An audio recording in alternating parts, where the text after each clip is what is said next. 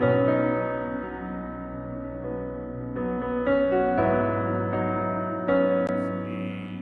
nuestras Biblias en el libro de Hechos. Estamos compartiendo las enseñanzas del libro de Hechos. Hechos capítulo 2. Vamos a dar lectura.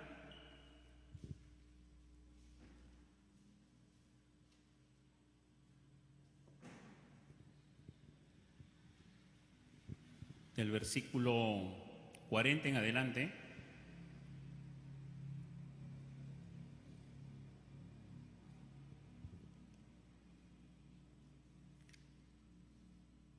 ¿Lo tiene? ¿Sí? Muy bien, entonces usted sigue ahí la lectura. Dice el libro de Hechos, capítulo 2, versículo del 40 en adelante, y con otras muchas palabras testificaba y les exhortaba diciendo: sed salvos de esta perversa generación. Así que los que recibieron su palabra fueron bautizados y se añadieron aquel día como 3,000 personas. Versículo 42. Y perseveraban en la doctrina de los apóstoles, en la comunión unos con otros, en el partimiento del pan y en las oraciones. Y sobrevino temor a toda persona, y muchas maravillas y señales eran hechas por los apóstoles. Todos los que habían creído estaban juntos y tenían en común todas las cosas, y vendían sus propiedades y sus bienes, y los repartían a todos según la necesidad de cada uno. Versículo 46, y perseverando unánimes cada día en el templo y partiendo el pan en las casas, comían juntos con alegría y sencillez de corazón, alabando a Dios y teniendo favor con todo el pueblo, y el Señor añadía cada día a la iglesia los que habían de ser salvos. Amén. Que Dios bendiga su palabra. Esta es una porción del primer sermón del apóstol Pedro cuando se da inicio a la iglesia en Jerusalén. Los temas que hemos estado tratando los últimos domingos también han estado centrados en el libro de Hechos, y hemos visto pues el poder del evangelio, que el evangelio no hubo poder político, religioso, judicial ni humano que se opuso, ¿no? El Señor lo encargó a sus discípulos y ellos lo llevaron hasta el mismo Imperio Romano, y desde ahí pues se ha expandido por todo el mundo. Hemos visto también cómo la oposición a los siervos de Dios tampoco fue un obstáculo para que ellos se entregaran de llenos a la obra y siguieran compartiendo este precioso mensaje del evangelio que ha traído esperanzas a todo aquel que ha creído en Cristo Jesús y que cree en Jesús y que hoy todavía puede seguir depositando su fe en Cristo Jesús. Así es que la oposición personal, así como la sufrió el apóstol Pablo, así como lo sufrió también Pedro, Juan y Esteban, que fue el primer mártir, nada de eso detuvo el avance del evangelio. Ahora vamos a ver algo referente a la iglesia primitiva, la iglesia que nace en Jerusalén, y de que esta iglesia permaneció unánime, ¿sí? Permaneció unánime. Entonces, esta enseñanza, hermanos, debemos salir de aquí, de esta enseñanza, entendiendo que los que hemos creído en Jesús, hemos depositado nuestra fe en Jesús, ¿sí? Hemos pasado a formar parte de la gran iglesia del Señor, de una comunidad de creyentes, y una comunidad de creyentes que debe estar unánime, perseverando en unidad, ¿sí? Y vamos a ver esta mañana que los que reciben el evangelio deben perseverar en la unidad de la enseñanza, unánimes en la vida comunitaria, unánimes en la adoración y unánimes en la oración también. Entonces, en la enseñanza, en la vida comunitaria, en la adoración y en la oración, la iglesia debe estar unánime, ¿sí? Este libro de Hechos describe la belleza. Acabamos de cantar una adoración que habla acerca de la belleza de Jesús, de la hermosura de Jesús, y si Él es hermoso, su iglesia también es hermosa. Sí, él es la cabeza de la iglesia. Entonces, si Él es hermoso, si Él es perfecto, entonces su iglesia también es hermosa. Y Hechos describe la belleza de la iglesia naciente, creciendo, unida, ¿sí? Unida, donde los creyentes demostraban de una manera visible, de una manera práctica, su unidad en Jesucristo. Y tenemos que aprender y tenemos que volver a la Biblia siempre para que 2000 años después, ¿sí? Que estamos hoy 2021, casi 2000 años después, nuestra fe tiene que ser fortalecida para estos tiempos diferentes y difíciles que nos ha tocado experimentar, pero que la palabra de Dios tiene que fortalecernos, ¿sí? Fortalecernos, y para eso es que la escuchamos, para eso es que la predicamos, para enfrentar entonces cualquier adversidad y fortalecernos los unos a los otros. La iglesia primitiva enfrentó adversidades, preocupaciones, persecución, pero previamente ella experimentó una unidad, y una unidad que la ha mantenido siempre. ¿Okay?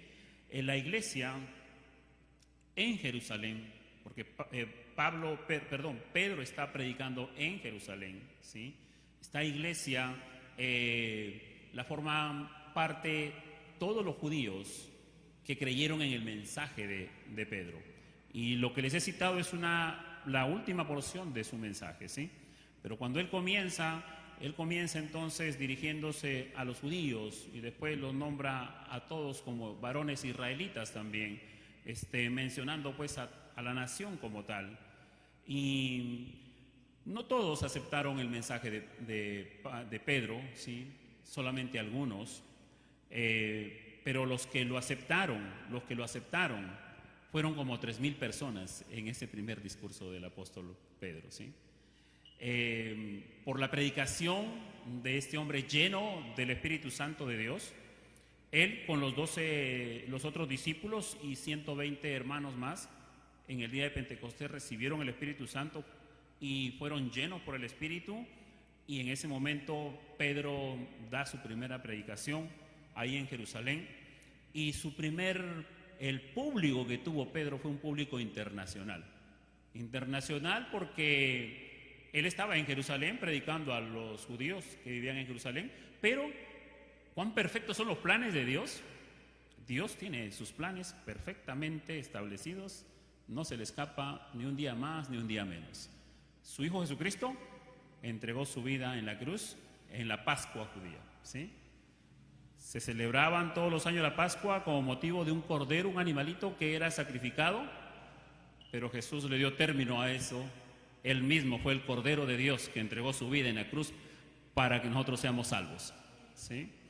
Ahora, Cristo resucita al tercer día entre los muertos, y dice, si usted va ahí al libro de Hechos, en el capítulo 1, el versículo 3, dice lo siguiente: a quienes también después de haber padecido se presentó vivo con muchas pruebas indubitables, apareciéndoseles durante 40 días y hablándoles acerca del reino de Dios. Así es que el Señor Jesús, en su cuerpo resucitado, habiendo triunfado sobre la muerte, habiendo sido levantado entre los muertos por su Padre, por el poder del Espíritu Santo, Él se les aparece a sus discípulos durante 40 días. Y durante 40 días los discípulos estuvieron juntos allí recibiendo la enseñanza de Jesús, y dice que les enseñó acerca del reino de Dios.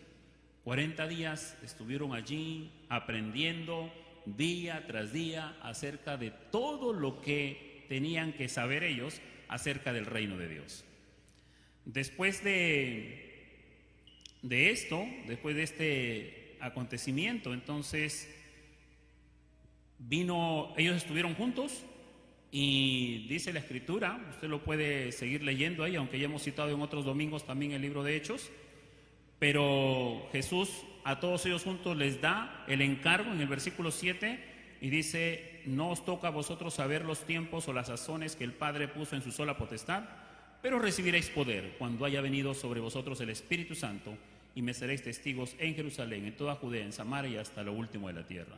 Todos ellos juntos recibieron este encargo de ser testigos de Cristo, del Cristo resucitado. Y dice el versículo 9 del capítulo 1 de Hechos: y habiendo dicho estas cosas, viéndolo ellos, fue alzado, y le recibió una nube que le ocultó de sus ojos. Y estando ellos con los ojos puestos en el cielo, entre tanto que él se iba, he aquí se pusieron junto a ellos 2 varones con vestiduras blancas, los cuales también le dijeron: varones galileos, ¿por qué estáis mirando al cielo? Este mismo Jesús, que ha sido tomado de vosotros al cielo, así vendrá como le habéis visto ir al cielo. Estaban allí todos juntos en el monte de los olivos. Jesús asciende al cielo, él había terminado su ministerio aquí en la tierra y vuelve al Padre, está sentado a la diestra del Padre, ¿sí? En ese momento que él asciende a los cielos, los discípulos miran a su maestro, ¿sí? Miran y son testigos del poder de la resurrección, porque lo ven a él resucitado y lo ven entonces también en el poder de volver al trono, ¿sí? Y ellos miran que Jesús sube y que también son testigos de que dos ángeles descienden y que les hablan entonces diciendo: varones galileos, ¿qué hacéis mirando al cielo, no? Y les da la confirmación que este mismo Jesús que ha caminado con ellos, que ellos lo han visto crucificado, que ellos lo han visto que lo han sepultado y que ellos lo han visto resucitado también, y que ha estado con ellos 40 días y que ahora los deja, pero los deja con una promesa, que recibirán poder del Espíritu Santo para que le sean testigos, pero que a él le corresponde volver al cielo. Este mismo Jesús dice que ustedes han visto así, subir al cielo. Él mismo entonces, así como le había visto ir al cielo, así volverá. Y ellos se quedaron con esa esperanza, Entonces, todos juntos tenían el mensaje correcto, porque se les enseñó todas las cosas acerca del reino de Dios. Tenían la persona correcta de quién predicar acerca de Jesús, y tenían la motivación todos ellos correcta de predicar acerca de un Cristo resucitado que volverá a instaurar su reino, ¿sí? ¿Qué hicieron ellos después de toda esta experiencia? Regresaron, fueron obedientes. Todos ellos, unánimes, fueron obedientes y regresaron a Jerusalén. Que Jesús le dijo: regresen a Jerusalén, no se vayan, porque la primera vez que lo vieron a él crucificado, ahí sus esperanzas de su Mesías se vinieron abajo, se desilusionaron, tuvieron miedo, y entonces dijeron: bueno, aquí acabó todo, estuvimos 3 años con el maestro, ha muerto, pensamos que él iba a instaurar el reino y que iba a liberarnos de la opresión romana, pero ahora ha sido sepultado, así que cada uno termina. Pedro dijo: ¿sabe qué, hermanos? Yo me voy a pescar. Y todos dijeron: sí, nosotros también nos vamos a pescar, ya no tenemos nada que hacer. Pero después el Señor se les aparece a ellos en el mar de Galilea y hace una pesca milagrosa allí. Entonces, la primera vez ellos dudaron, ¿sí? Pero esta segunda vez, de haberlo visto al resucitado, hablar con él, se recibieron la enseñanza, lo vieron subir al cielo, y encima unos ángeles le certifican: varones galileos, le dice, este mismo Jesús que ha sido tomado de vosotros al cielo, así vendrá como le habéis visto ir al cielo. Va a venir, él volverá, ¿sí? Él volverá, le dice. Entonces ellos se llenan de gozo y ahora no le van a fallar al Señor. Se van todos juntos a ser obedientes. Regresan a Jerusalén, al aposento alto. ¿Y qué es lo primero que hacen? Dice el versículo 14 del capítulo 1: todos estos perseveraban unánimes en oración y ruego con las mujeres y con María, la madre de Jesús, y con sus hermanos. Todos dice que perseveraban unánimes en oración.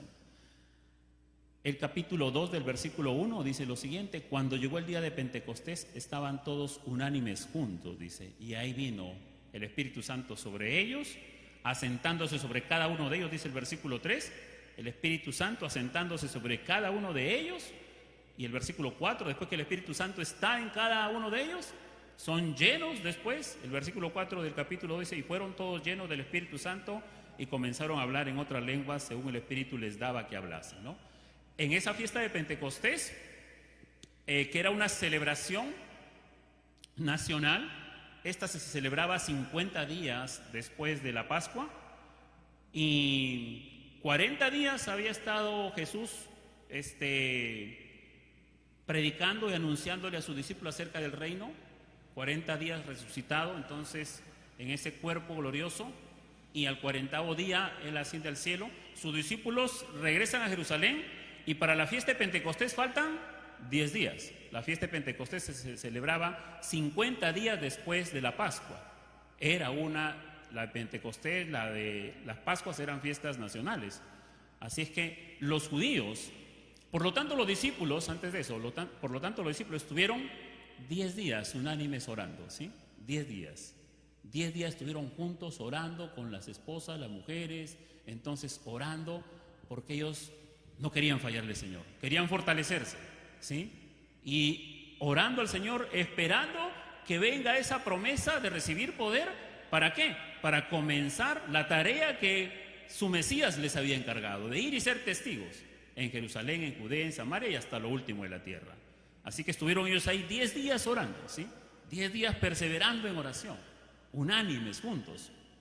Llegó el día de Pentecostés, y entonces el día de Pentecostés, que la fiesta del pueblo entonces de Israel que lo celebraba, que era también la fiesta de las cosechas, la fiesta de las primicias, y ahí viene la primicia del Espíritu Santo de Dios, ¿sí? A traer una cosecha diferente, una cosecha de almas redimidas, ¿sí? De almas redimidas. Y en esa primera cosecha se levantan 3,000 personas y se añaden a la iglesia del Señor, ¿sí? Esa fue una gran cosecha, un solo mensaje, 3,000 personas convertidas. Esta presencia gloriosa del Espíritu Santo en los apóstoles, y que predicaron allí, la predicación, por lo tanto, del apóstol Pedro fue una predicación a un público internacional. Internacional, ¿por qué? Porque esta fiesta, ¿sí?, venían los judíos de todas las naciones, no solamente los que estaban en Jerusalén, sino de todas las naciones, de todos los países. Muchos de ellos, cuando fueron exiliados en Babilonia, muchos de ellos no regresaron.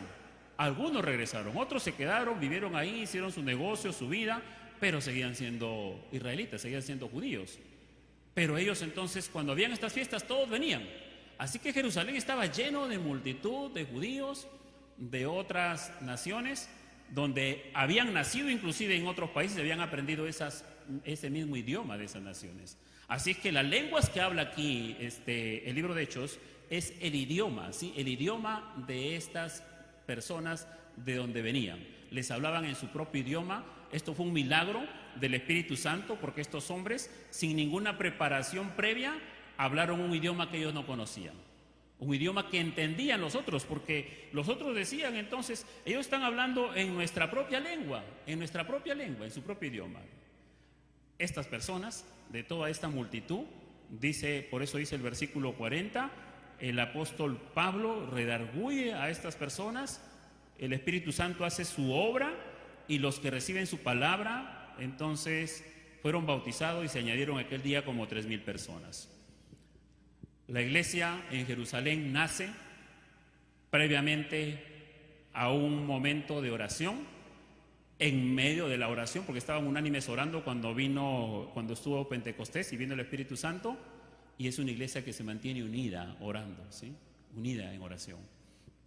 Esta iglesia que comienza con los 120 que esperaban la venida del Espíritu Santo, primero se dirige a los judíos de todas las naciones bajo el cielo. Eso dice el versículo 5 del capítulo 2. Moraban entonces en Jerusalén judíos, varones, piadosos, de todas las naciones bajo el cielo.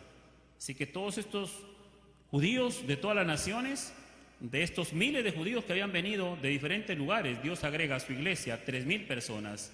¿Y sabe qué? La verdad de Dios no está más confinada a la ciudad de Jerusalén, sino que desde el día de Pentecostés la iglesia llega a ser una iglesia universal. Para todo aquel que en Él crea, todo aquel que cree en Jesucristo será salvo.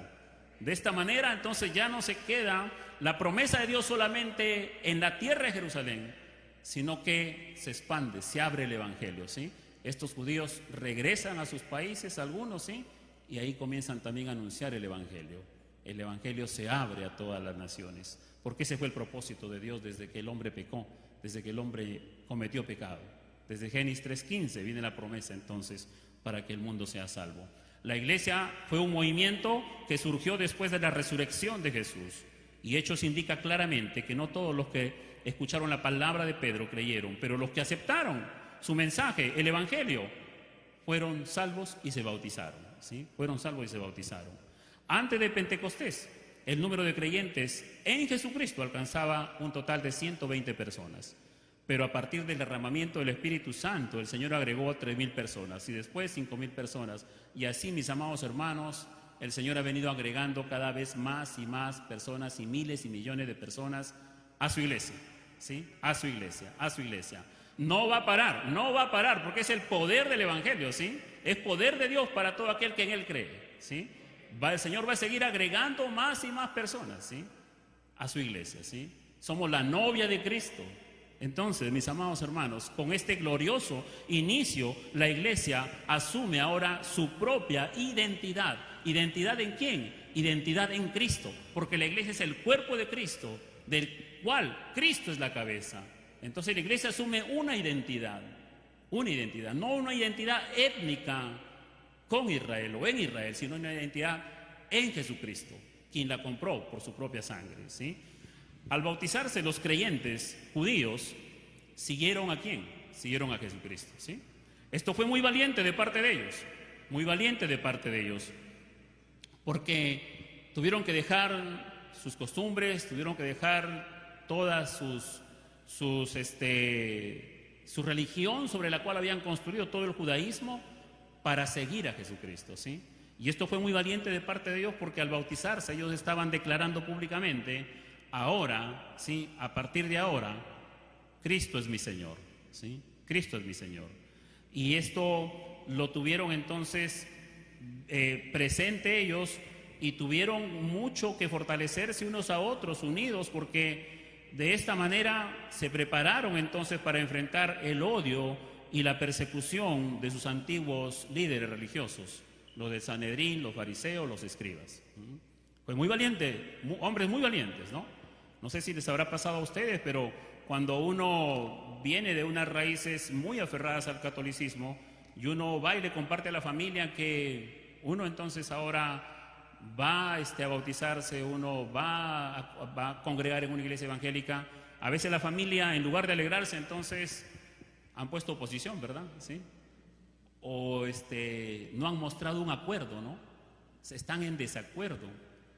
Pero estos primeros 3.000 judíos, ¿sí?, creyeron en Jesús y siguieron a Jesús, ¿sí? Entonces, al comienzo ellos asistían al templo, en las sinagogas, pero después los mismos judíos entonces los fueron expulsando. ¿Por qué? Porque ellos pretendían judaizarlos. Pero mis amados hermanos, después de ser bautizados, los nuevos creyentes, ¿cómo estaban? Estaban juntos, ¿sí? Dice aquí: perseveraban en la doctrina de los apóstoles, en la comunión unos con otros, en el partimiento del pan y en las oraciones. Estaban juntos, ¿en qué? En la enseñanza, en la vida comunitaria, en la adoración, la Santa Cena, en el templo, en las casas, en la alabanza y en las oraciones. Estos creyentes juntos constituyen, como les dije, el cuerpo de Cristo, de cual Él es la cabeza. Y estaban dedicados con devoción. Cuando dice que perseveraban unánimes, ¿sí? Unánimes viene de una palabra griega que está compuesta por dos palabras, ¿sí? Homos, mismo, y tumos, mente, de una misma mente, un mismo corazón. ¿Quién renovó la mente de ellos? Lo renovó entonces la palabra de Dios, el mensaje, el evangelio, ¿sí? Entonces tuvieron una misma mente, un mismo corazón, tuvieron un mismo sentir y estaban todos juntos, ¿sí? Todos juntos. La vida de estos pescadores de Galilea cambió totalmente, ¿sí? Totalmente cambió. La vida de los primeros discípulos también de Jesús, que comenzaron a seguirlo, también cambió, ¿sí?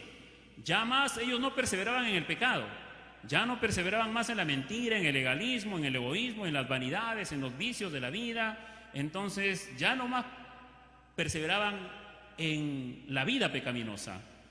Ahora su grupo y su círculo de amistad había cambiado también, ¿ya? Ya no andaban en camino de pecadores ni se asociaban con los malos.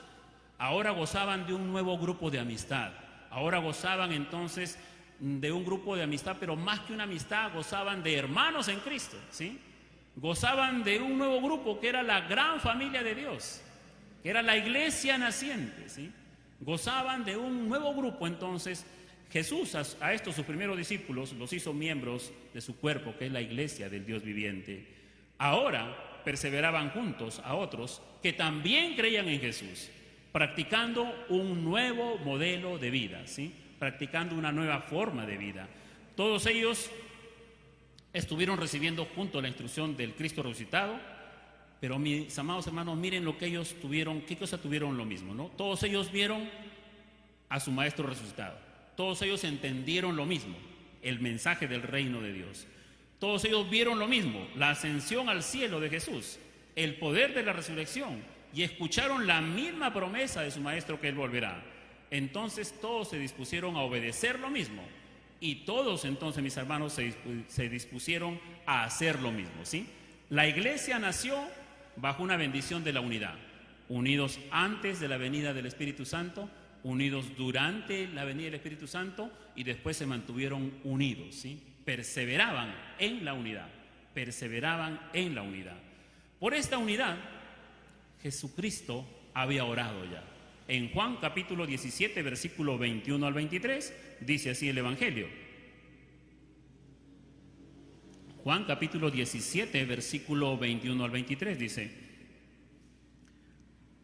antes de ser crucificado nuestro Señor Jesucristo, Él hizo esta oración, conocida entonces: mas no ruego solamente por estos, o sea, por sus discípulos que estaban allí, sino también por los que han de creer en mí por la palabra de ellos. Nosotros, mis amados hermanos, que hemos creído también en Jesús, hemos estado en esa oración que hizo nuestro Señor Jesucristo, ¿sí? Hemos estado en su mente, hemos estado en su corazón, en sus planes. Él ha orado para que nosotros también creamos en Él, ¿sí? Creamos en su resurrección. Creamos entonces en que en Él hemos encontrado la salvación de nuestras almas. Versículo 21 dice: para que todos sean uno, ¿sí? Como tú, oh Padre, en mí y yo en ti, que también ellos sean uno en nosotros. Miren la oración, ¿sí? Para que creamos en Jesucristo. ¿Pero para qué? Para que todos, dice, sean uno, dice. Y da el ejemplo: como tú, oh Padre, en mí y yo en ti, ¿sí? El Padre, el Hijo y el Espíritu Santo son uno, ¿sí? Entonces, el Señor nos hace salvos, ¿sí? Y mis amados hermanos, lo hace para que nosotros seamos uno, ¿sí? Vivamos en unidad. Pero esa no es la realidad al 100% de la iglesia. No es la realidad. Porque muchas veces, ahora usted que comenzó el culto se ha mirado y ha visto a otra persona que es extraña, ¿verdad? De repente no la conoce. O ahora que están con la mascarilla, de repente entonces no se identifican bien, ¿sí? Pero realmente alabamos a Dios, venimos a la iglesia, creemos en Jesús, pero ¿estamos unidos? ¿Estamos realmente unidos? ¿Somos uno realmente? ¿Realmente somos una familia? ¿Realmente nos conocemos? Pero Jesús oró para que seamos salvos al creer en Él y para que siendo salvos seamos uno, dice, así como el Padre y el Hijo son uno, ¿sí? ¿Qué más dice? Y para que bajo esta unidad, dice, para que el mundo crea que tú me enviaste, dice. Qué importante es la unidad entre hermanos, ¿sí? Porque es en obediencia al Padre, y para que las personas, la sociedad, entonces, que conoce la iglesia y nos ve a nosotros unidos, entonces impactemos su corazón y vean esta unidad y crean en nuestro Dios, al que nosotros alabamos, ¿sí? Crean en Jesucristo. El versículo 22 dice: la gloria que me diste yo les he dado para que sean uno, así como nosotros somos uno. Una vez más, el Padre y el Hijo son uno, ¿sí? Nos ha dado su gloria, dice, ¿para qué? Para que seamos uno. Yo en ellos y tú en mí, para que sean perfectos en unidad. Mire, el Señor nos llama a una perfección de la unidad, pero si nos evaluamos, no tenemos esa perfección. Y cuando el versículo habla, sean perfectos en unidad, está hablando de un tiempo progresivo, continuo, ¿sí? Continuo, porque es un trabajo que continuamente tenemos que estar trabajando en esa unidad, hasta que seamos perfectos en la unidad cuando Cristo venga por segunda vez. Nos dé un cuerpo glorioso y realmente ahí seamos realmente perfectos en la unidad con el Padre. Para que el mundo conozca que tú me enviaste y que los que has amado a ellos, yo también a mí, como también a mí me has amado. Mis hermanos, la iglesia unida ejerce una poderosa influencia en el mundo. La iglesia unida ejerce una poderosa influencia en el mundo. Revela entonces el Señor para que el mundo crea en Jesucristo, ¿sí? Así es que es importante la unidad entre hermanos. La iglesia unida revela una poderosa influencia en el mundo. Los matrimonios creyentes unidos, las familias creyentes unidas, ¿sí? También van a reflejar y van a ejercer una poderosa influencia en el vecindario, en la sociedad donde vivimos. Si usted su esposo no es creyente, o su esposa no es creyente, o sus padres no son creyentes, pues usted está en Cristo. Usted tiene el Espíritu Santo de Dios. En esa unidad con el Espíritu Santo, ¿sí? Mi amado hermano, usted es una poderosa influencia en su casa, en su hogar, ¿sí? Porque usted es una luz en esa casa, luz en ese hogar. Hasta que todos, por su testimonio, por su conducta, ¿sí? Por su devoción, por su piedad, por su carácter piadoso, los demás se rindan al Cristo que ha obrado en usted. Y también vean entonces que ellos necesitan limpiarse sus pecados para que puedan ver una vida transformada como lo han visto en mi madre, mi padre, entonces, o mi hijo. Hay muchos testimonios de hijos que han llevado a los pies de Cristo a sus padres por su testimonio. Así es que ninguno tenemos que lamentarnos, no. Tenemos a Dios, al Padre, al Hijo, al Espíritu Santo, de parte nuestra, para ejercer una poderosa influencia en este mundo, ¿sí? Unidos como hermanos. Esta unidad comienza, según los versículos de Hechos, ellos comienzan unidos en la enseñanza. Versículo 42, perseveraban en la doctrina de los apóstoles, ¿sí? Unánimes en la enseñanza. Todos ellos recibieron la palabra de Dios, fueron bautizados, se añadieron aquel día como 3,000 personas y perseveraban en la doctrina de los apóstoles. Y cuando usted revise ahí el capítulo de Hechos, va a ver cuál era esa enseñanza. Y cuando usted revisa las cartas de Pablo, de Pedro, las cartas de Juan, usted va a ver cuál es la enseñanza de los apóstoles. Pero para citar dos cosas nada más, el capítulo 4, versículo 12 dice lo siguiente. El capítulo 4, versículo 12 dice lo siguiente: y en ningún otro hay salvación. Este era el mensaje. En ningún otro hay salvación, porque no hay otro nombre bajo el cielo dado a los hombres en que podamos ser salvos, dice, ¿sí? En ningún otro hay salvación, porque no hay otro nombre bajo el cielo dado a los hombres en quien podamos ser salvos. Esta era la enseñanza de los apóstoles, en Jesucristo, ¿sí? Hoy día el mundo pone su fe en diferentes deidades, ¿sí? África, Asia, la India, Japón, China, nuestros mismos compatriotas, Sudamérica, ¿sí? Cada nación, cada pueblo, cada etnia pone su fe en diferentes deidades, ¿sí? Lo puede poner en los astros, lo puede poner en sus animales, lo puede poner en sus ancestros, lo puede poner en objetos, pero ninguna de esas formas de fe salva. Solamente en Cristo hay salvación. Solamente en Cristo hay salvación. Esta era la enseñanza de los apóstoles. El versículo 42 del capítulo 5 dice lo siguiente. El capítulo 5, versículo 42 del libro de los Hechos dice: y todos los días en el templo y por las casas, no cesaban de enseñar y predicar. ¿Qué cosa? ¿A quién? ¿Acerca de quién? De Jesucristo, ¿sí? Dígalo ahí. ¿Acerca de quién? De Jesucristo, ¿sí? ¿Sí? Porque en ningún otro hay salvación. En ningún otro hay salvación. Entonces ellos iban al templo donde ellos habían salido de su religión judía, y allí en el templo predicaban. Después en las casas no cesaban de predicar a Jesucristo, ¿sí? Así es que ellos estaban unánimes en la enseñanza, no cesaban de enseñar, dice. Y quiero hacer un pequeño paréntesis aquí con esto de no cesaban de enseñar. Cuando nosotros llamamos a los hermanos a discipular a alguien, ¿sí? La primera pregunta que siempre yo he escuchado y me han hecho: ¿y cuánto tiempo, pastor, lo voy a discipular? Entonces, yo he aprendido lo siguiente: ya no le digo 1 mes, 2 meses. Yo le digo ahora, hermano, toda la vida. Toda la vida, ¿sí? Toda la vida lo vas a discipular a ese hermano, ¿sí? Porque el discipulado es compartir las enseñanzas de la Biblia. Se puede tomar los evangelios, el Nuevo Testamento, el Antiguo Testamento, y es enseñarnos unos a otros, es compartir, es abrir la Biblia entonces y es enseñar. Yo le comparto, hermano, ¿sí? Y esto, mire, son 66 libros. ¿Qué edad tenemos? No va a faltar vida para poder discipularnos unos a otros, ¿sí? Entonces, mis amados hermanos, ellos no cesaban, dice, de enseñar acerca de Jesucristo. Y a veces nosotros nos cansamos cuando le estamos enseñando a alguien 1 mes, 2 meses.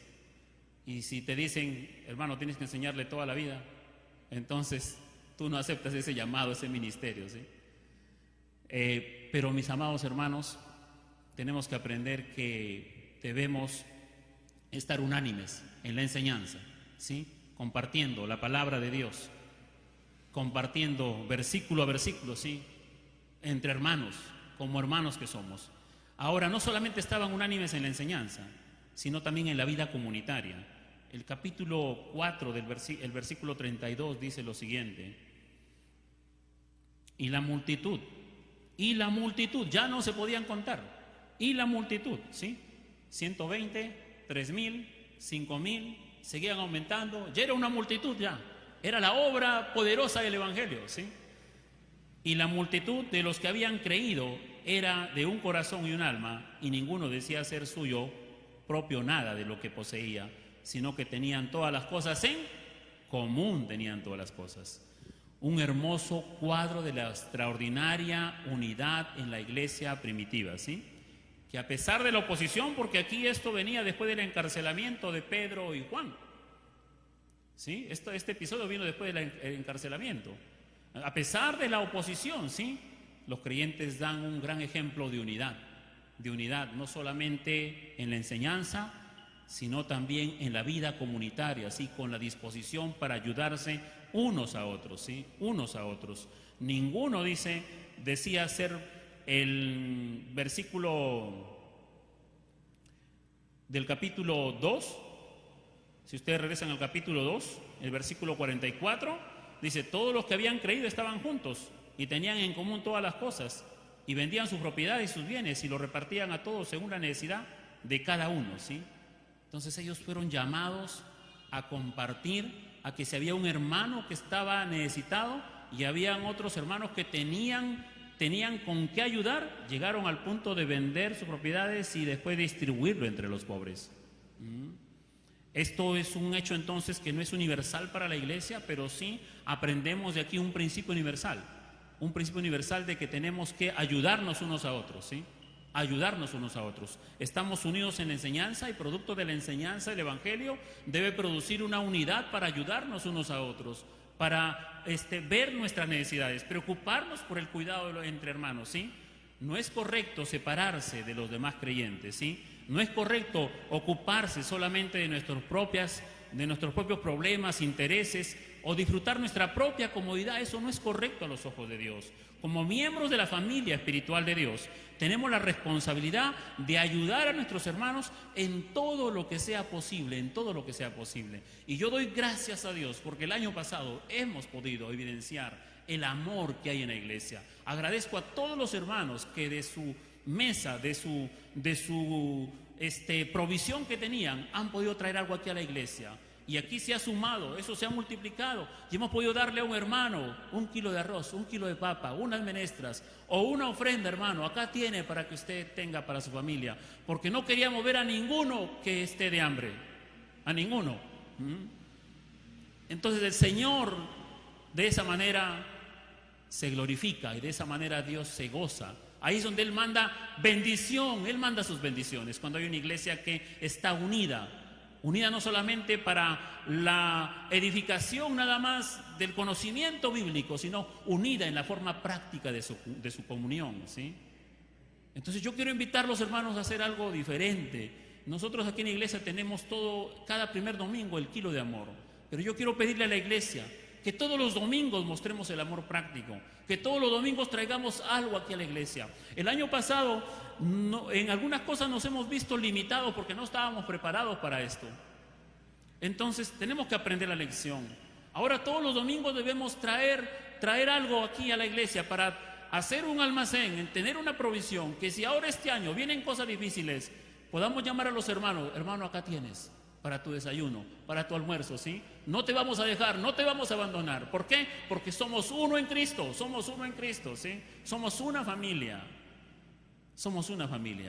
Entonces, hermanos, de esta manera tenemos que preocuparnos los unos por los otros. Proverbios 2, 27 al 28 dice así, escuche, tome atención allí, dice lo siguiente: no te niegues a hacer el bien a quien es debido cuando tuvieres poder para hacerlo. No digas a tu prójimo: anda y vuelve y mañana te daré, cuando tienes que darle, dice, ¿no? No le niegues, dice. O sea, eso no es de nosotros los hijos de Dios. Si tenemos algo allí, entonces viene alguien a tocarnos la puerta, tenemos que compartir, hermanos. Y si son los hermanos en Cristo, con mucha mayor razón todavía, ¿sí? Con mucha mayor razón. Bueno, mis hermanos, entonces, la unidad en la enseñanza, la unidad en la comunidad, pero la unidad también estaban unánimes en la adoración. Ellos participaban unánimes en la Santa Cena, participaban unánimes asistiendo al templo, ¿sí? En la Santa Cena ellos mostraban su unidad para de una manera grupal conmemorar la muerte de Jesús y la resurrección de su maestro, que era una señal alrededor del evangelio que ellos compartían. Y no solamente esto, sino que ellos también iban al templo unánimes a alabar a Dios, ¿sí? Alabar a Dios. Ya no iban al templo llevando sus animalitos, sus corderos, para que sean sacrificados y sean sus pecados perdonados. No, ya no llevaban sus sacrificios, ¿sí?, de animales. ¿Por qué? Porque ahora Jesús fue el Cordero de Dios que quitó el pecado de ellos. Ahora iban al templo, sí, a alabar a Dios por esa obra gloriosa, porque cientos y miles de animales nunca les quitaron el pecado de su corazón. Solamente el Cristo crucificado y resucitado les quitó el pecado de sus vidas. Y por eso ellos iban al templo a alabar a Dios, a glorificarlo, a exaltarlo. Y allí en el templo le compartían a los otros judíos, les decía: hermanos, ya entonces ahora tenemos que creer en Jesús, ¿sí? Ahora predicamos al Cristo resucitado. Y los que creían se agregaban a la iglesia de Jerusalén, a la primera iglesia, a la iglesia primitiva, que estaba unánime en la enseñanza, unánime en la comunión, unánime en la adoración, en la Santa Cena, ¿sí?, en el templo alabando a Dios, y después se regresaban a sus casas llenas de gozo y seguían alabando a Dios, ¿sí? Y ahí hacían sus comidas comunitarias y compartían como hermanos. Compartían como hermanos, sí, y alababan al Señor para expresarle su gratitud por medio de los cánticos que glorificaban el santo nombre de Jesús. A Él sea la gloria, ¿sí? Y estaban finalmente unánimes en las oraciones, ¿sí? Cuando ellos regresaron del Monte de los Olivos para ir al aposento alto y esperar la promesa de que vendría del cielo el poder del Espíritu Santo para comenzar su obra de ser testigos, ellos reconocieron sus limitaciones. Y por eso es que unánime dijeron: entonces vamos a orar, porque si no dependemos de la oración, vamos a ser débiles. No sabemos cuánto tiempo irá a pasar para que el Señor cumpla su promesa. Entonces ahí reconocen su debilidad, sus limitaciones personales, para poder esperar y no caer en la desesperación hasta recibir de parte de Dios el poder del Espíritu para cumplir la tarea de ser testigos. Estuvieron orando, como lo dije, 10 días, ¿sí? Y así es como, mis amados hermanos, se inaugura la iglesia en Jerusalén, precedida por una reunión de oración que nos demuestra la forma como le agrada a Dios que su pueblo espere el cumplimiento de sus promesas. Es la forma como Dios se agrada ver a su pueblo que esté unido en oración, el cumplimiento de sus promesas. Dios nos ha prometido que su Hijo vendrá por segunda vez, Cristo volverá, ¿sí? Y Dios quiere vernos a nosotros unidos, ¿sí?, en oración, clamando al Señor para que se cumpla esa profecía, se cumple esa promesa. Ahora estamos viviendo un tiempo diferente, mis amados hermanos, pero tenemos que ver la forma sabia de cómo nosotros podemos adaptarnos ahora, ¿sí? No podemos estar como antes, ¿sí? Y cuando estábamos como antes, le hemos fallado al Señor porque no éramos uno en Cristo. Muchos hemos sido extraños aquí. Muchos solamente han querido de repente que el pastor los conozca, ¿sí?, o que los líderes lo conozcan. Pero mis hermanos, aquí no hay títulos y aquí no hay entonces funciones. Aquí todos somos uno en Cristo.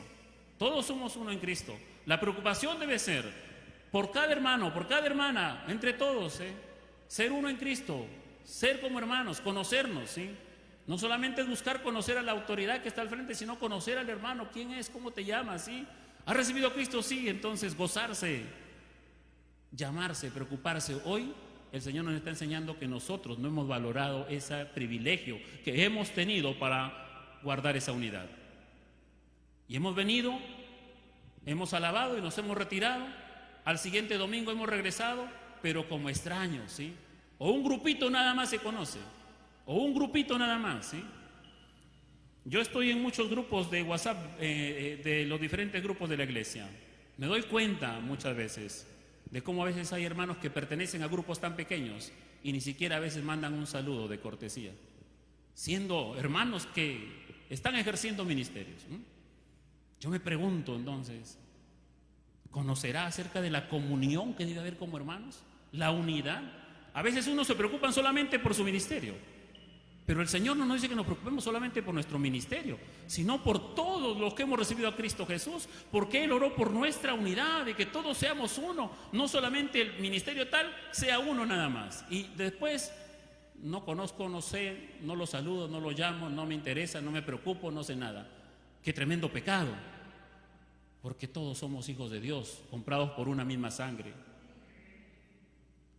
Así que, hermanos, tenemos que corregir muchas cosas de nuestra vida como creyentes, porque le hemos fallado a Dios en muchas cosas. Hoy estamos limitados. Hay muchos hermanos que quieren venir, no pueden venir. Hay otros que, pudiendo venir, no desean venir. Hay otros que, por diferentes motivos, no vienen. Pero miren, estamos en este distanciamiento. Pero esto, que este mundo, ¿sí?, y estos gobernantes globalistas quieren que la iglesia de Cristo se distancie cada vez más, se distancie, se separe, se enfríe, ¿sí?, para aprovechar así que el enemigo que anda como un león rugiente devore al débil, ¿sí? Pero aquí está la palabra de Dios para retomar y saber que somos uno en Cristo, para contrarrestar estas acechanzas del enemigo, ¿sí? Podemos seguir siendo unos. No podremos estar aquí los 180 hermanos que pertenecemos a esta congregación, ni los niños pueden estar aquí en los salones, pero tenemos que seguir siendo sabios para mantener la unidad. Preocupándote, hermano, te llamo, hermano, me preocupo, hermano, vamos a orar juntos. No podemos ir al culto de oración, pero hermano, vamos a reunirnos a tal hora. Yo te llamo de tu casa, tú me llamas. Hay diferentes modos: WhatsApp, videollamadas, Zoom, Telegram y no sé cuántas cosas hay, ¿sí? Meet y Teams y tantos medios, ¿sí?, que podemos usar el día de hoy, ¿sí? Y no solamente voy a orar solamente para compartir mi carga contigo. No, en todo tiempo tenemos que orar. Hermano, ¿qué te parece si vamos a orar mañana, pasado? Entonces nos reunimos. Yo te llamo y estamos orando a tal tiempo. Esa unidad no se puede perder, hermanos. No podemos dejar que el enemigo siga engañándonos y distanciándonos cada vez más y más. No.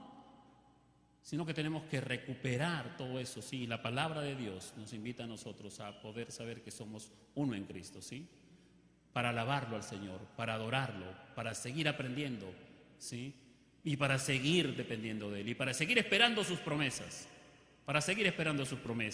en estos tiempos difíciles que vivimos, amados hermanos, ¿sí?, en estos tiempos adversos, ¿sí? La iglesia de Jerusalén era una iglesia unida que nos enseña que perseveraba en unidad, en adoración, en la comunión entre hermanos, y que vivía una fe gozosa porque sus ojos estaban puestos en Jesucristo, ¿sí?, en Jesucristo. Ellos esperaban una promesa: este mismo Jesús que ha sido tomado de vosotros al cielo, así vendrá como le habéis visto ir al cielo. Esa era su esperanza de ellos, ¿sí? Son tiempos ideales para demostrar nuestra unidad en Cristo, hermano. Estos tiempos son ideales para demostrar que somos uno, que nos preocupamos, ¿sí?, que lloramos juntos, ¿sí?, que vamos a secarnos las lágrimas juntos con la misericordia de Dios, pero que también vamos a alabar a Dios juntos y que también vamos a reavivar nuestro corazón de la esperanza juntos en el Señor. Son tiempos especiales, ideales para estar unidos, ¿sí? Hoy más que nunca nos necesitamos unos a otros para compartir muchas cosas como hermanos, ¿sí? Nos necesitamos para saber cómo estamos los unos a los otros. No somos extraños, somos hermanos, que por los méritos de la sangre de Cristo Jesús somos uno en Él, ¿sí? Así es que preocupémonos unos por otros. Basta de ser individualista, basta de preocuparte por ti mismo, basta de ser egoísta, sino que mira que eres un hijo de Dios y que perteneces a la hermosa iglesia de Jesucristo, donde las puertas del Hades no van a poder prevalecer, no nos van a poder distanciar, no nos van a poder separar, porque aún así nos separen físicamente, seguiremos siendo uno en Cristo para la gloria de Él, ¿sí? Padre, yo te doy gracias, Señor. Muchas gracias, Padre amado. Oro por todos mis hermanos que se han sentido solos en estos tiempos, que se han sentido apartados por muchos motivos o que por falta, Señor mi Dios, quizás de una verdadera comunión como hermanos, quizás los hayamos descuidado. Perdóname, Padre. Como pastor de esta iglesia, perdóname.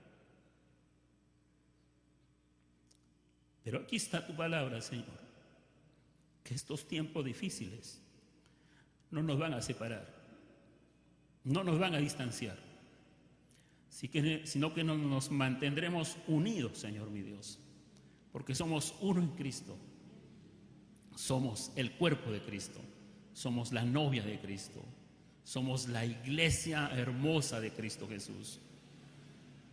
Señor mi Dios, nos preocuparemos, Señor mi Dios, haremos compromisos de no vernos como extraños, sino de preocuparnos unos a otros, de prepararnos para los momentos cuando haya tanta necesidad, pero que siempre tengamos algo que compartir con nuestro hermano, con nuestra hermana, con nuestros niños, con nuestros adolescentes, con nuestros jóvenes. Señor mi Dios, te pido, Padre, que la iglesia pueda aprender en este tiempo, Señor mi Dios, a ser una, a perseverar en la unidad, Señor mi Dios, en nuestras casas, en nuestros hogares, con nuestras familias, podemos preocuparnos los unos por los otros y nunca más dejar de ser egoístas, Señor mi Dios. Gracias, Padre, gracias, Señor mi Dios. Esta es tu iglesia y tú la cuidarás, Señor mi Dios, la protegerás. Ningún gobernante, ninguna agenda globalista, Señor, podrá separarnos, podrá, Señor mi Dios, destruir esta obra preciosa que tú has construido, Señor. Gracias, Padre, por tu palabra, Señor mi Dios. Permítenos seguir hablando tus maravillas. Permítenos, Señor mi Dios, seguir predicando el Evangelio de nuestro Señor Jesucristo. Gracias te damos, Señor mi Dios. Somos una familia, en el nombre de Jesús. Amén y amén. Amén. Fuertes palmas a Cristo. Nuestro Señor, nuestro Salvador. Amén. A Él sea la gloria. La gloria.